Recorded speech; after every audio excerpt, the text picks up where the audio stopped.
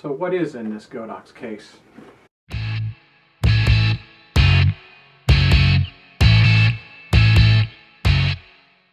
Godox AD200 Pro. Looks like a flash. Okay, so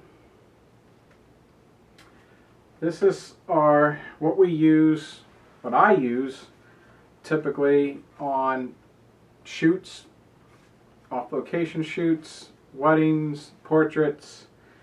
I get a lot of use out of it, and this is a very nice, powerful flash unit, and it pretty much acts like a studio light. Features: I can take this Frenzel head off. That's just your ordinary flash head, and I can convert it, put a bare bulb on it, like as your studio lights have, and I got a line up the right, and there we go. Pretty nifty. And then I got this is actually my glow. Can't see the logo on it. Light modifier. And it's got the S-bracket on there. The Bowens mount.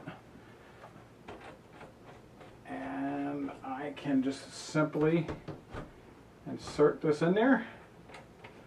Lock it in place. And there you go. You now have a nice, powerful studio light right there.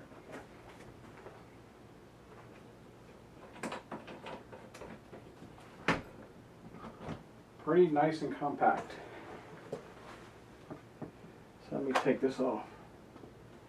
So don't bang it into anything while we're talking about it. I would not want to break my unit while doing a YouTube video. That would not be cool.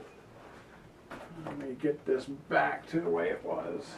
Anyway, so what do I like about it? Well, I like the size. This one's a bit more powerful, but this is what we used to use. It's dusty now. I haven't used it for a long time. But White Lightning 800 watt second light. Got to plug it in, and you got manual sliders back here. That's one of what I used to use. Actually, I'm still a big fan of the Novotron. They go back a ways, but and do I have one down here? I don't think I have it right here. I have it in a case, but you get all different type of power supplies, and that's what's nice about my Novotron is I can plug it into a power pack. It can be a 200 watt second, it could be a 400 watt second, be 800 watt second, and the head's pretty good size. Little hard to make this work for soft boxes and octagons and so forth. These don't really convert as well. You can put this in. You can buy umbrella type soft boxes that this will fit in there. You can make it work. But the obvious disadvantage is you've got to have AC power. You got to plug this into a wall socket. So, but it's actually a pretty nice light. So anyway, enough of that. Back to this guy. Yeah, I started using this, I don't know, a couple years ago. I have the first version of this, the non-pro, which very little difference. They made some mods so the bracket would fit and this thing wouldn't be spinning around on it. That was kind of comical how that would happen. So if you do get one of these, try to, it is a little bit more, I don't know, it's $50 more or something like that. But there are times where I do use the little bracket this comes with. But most of the time I'm putting them in light modifiers, bigger ones, different size ones, sometimes umbrellas.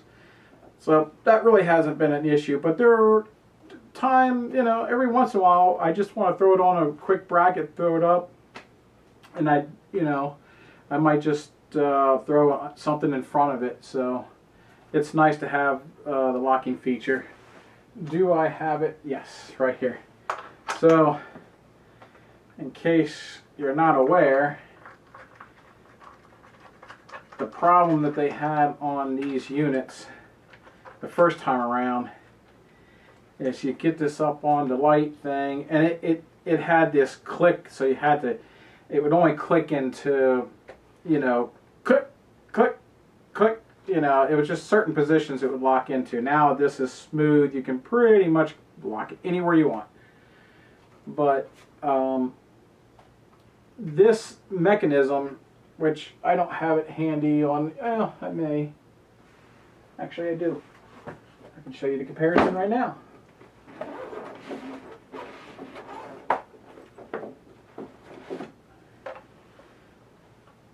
It had just a metal base, and you could never, because you're putting this on plastic, I can show you the difference right here.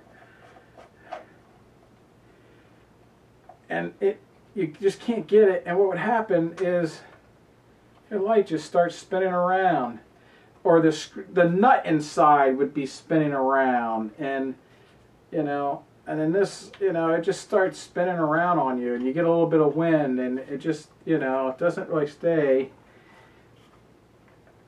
Doesn't happen on this side. See, it just doesn't happen. So that's the main difference. Oh, now it's spinning. See, now it doesn't want to. And there goes the problem. Okay. There we go. So you can see the first version, don't want to have those issues when you're on site doing somebody's portrait and your light goes spinning away from it. Doesn't look good on you. So don't use it. That's my best advice. If you do have the AD200, just don't use this bracket. Okay, so this one actually works pretty nice. It is plastic. Does have a little umbrella thing, so I'm a little weary to use it. I like to try to use something a little bit more substantial. Fits on a nice, you know, a little heavier duty. And these got double diffuse, all that, a reflector inside. So yeah, I usually use my Bowens mount. So anyway, enough of that. Let's talk about the flash, the unit by itself. So yes, you can control it on the back. You can go down to 1/250th of a second. I mean, 1/250th of a power. Oh, it's a full power, and you can change this. I'm changing this in 0.1 stops. So you know, you got very, very good control. But the best feature of these units is the wireless receiver that's inside. And oops, I turned on, well, there, we can talk about that right now. It's got a little bit, it's not very bright, it's an LED modeling light. When I look at it, my eyes might be bright, but when you have it, especially going through something like this, it's not a very bright modeling light. But so I don't use it. Anyway, the wireless. So I can trigger this guy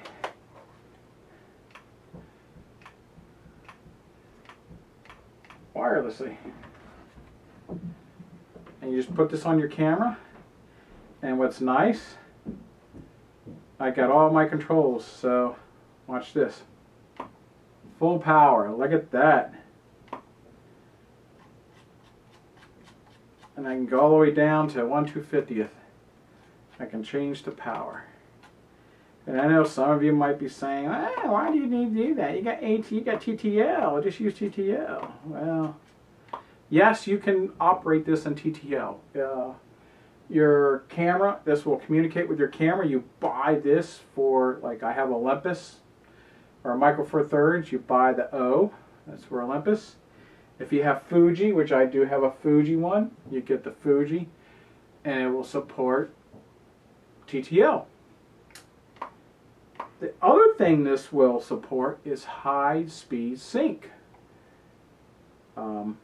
I can shoot, and a lot of times I'll use this daylight. I did a shoot not too long ago, and we had the sun up in the sky, and I'm shooting up towards that direction. And I'm shooting at 1/8,000th of a second, and my camera was syncing perfectly with 1/8,000th of a second. So you can shoot this pretty much any shutter speed I have on my camera. Supports high speed sync, and it's a fairly good. It's not real big, fits up on there. You want to weight down your stand so it doesn't blow over. Oh, that's the battery. That's okay. So this is the battery, and I don't think. No, I know I have never depleted the battery on a shoot. I've had weddings where I had one. It was inside of like a barn setting, so there was really very little light inside. A little bit from some hanging lamps, but not much at all. And so I had 3 lights going around the area. Actually, might have been 2. Then I had one on me. That I would use to light up the area while I'm taking all the shots, and they came out fantastic. And I shot that, and I shot a bunch. I mean, we were there for a while, and I think I was still at least 50% charge on this, something like that.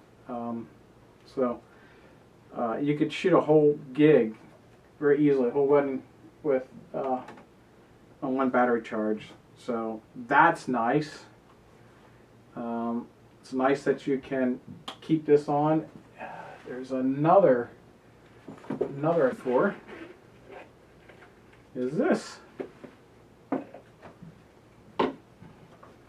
So you can pop this guy off, and what this does, it gives it a little bit more diffuse. This is going to be harsher. This is going to be kind of a square pattern, rectangular, as opposed to this is round. It's diffuse. And no, you would not want to use this by itself, although in certain situations you can. But it spreads it out a little bit nicer, a little wider, and a little more diffuse. Another attachment I use too is when I have the bare bulb, and this can go over that and screw right in. And this sort of does similar to what this does. So, rather than dealing with that, I can just pop that on. This is basically got a bare bulb inside of this with a little diffuse thing. So if you want to light up, like kind of put it out and just throw some light somewhere, not necessarily on a model's face, you can certainly use it like this. So pretty nice. Another bracket that you mount both of these in, and you turn them both on and you trigger them at the same time, and you get twice the output. So rather than 200 watt second, you can get 400 watt second. So makes it nice that you can kind of convert it to do that. And what else can I say? I mean, there's not much more. You can wirelessly trigger it. You can control it from the back. It's got LCD on the back. These last plenty of time, long time.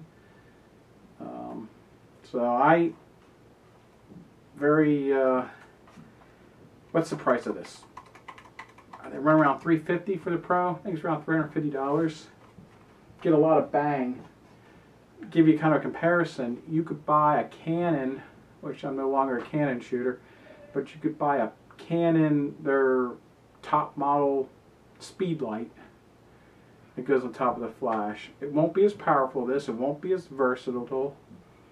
You'll pay more than $350. I think you'll pay in the $400 to $500. Actually, I think they're top. I think it's more closer to $600 or something. Maybe $500 to $600 now. So you can almost buy two of these. So, and let's talk about Godox. They got triggers. They work great. They have other speed lights. They got other flashes. They got accessories. I actually have in this case right here, I won't pull it out, but there's a collapsible softbox. I think this is the 2-foot version, and you can just basically, you know, kind of like the reflectors, you can just bring it down and you know, roll it all down to like a disc, throw it in here, and I got some brackets in here and other stuff, so it's pretty good. So anyway, AD200. If you don't have one of these and you're doing portraits, you're doing weddings, in my opinion, this is a must-have. I would not go and waste your money on buying a Nikon flash, a Canon flash. One, they severely overcharge you, and two, you're not going to get, you know, you're not going to get your money's worth. I've shot a lot of events with my Canon. I've shot a lot of events with Godox. Not had any problems with Godox over Canon. I can't say one's more reliable than the other. So I just don't see why, you know, go with the camera manufacturer. Flashes. Godox has been a real, they're always introducing new lights, new stuff every so often. So if you're not familiar with the Godox line, I would check it out. And that's all for now.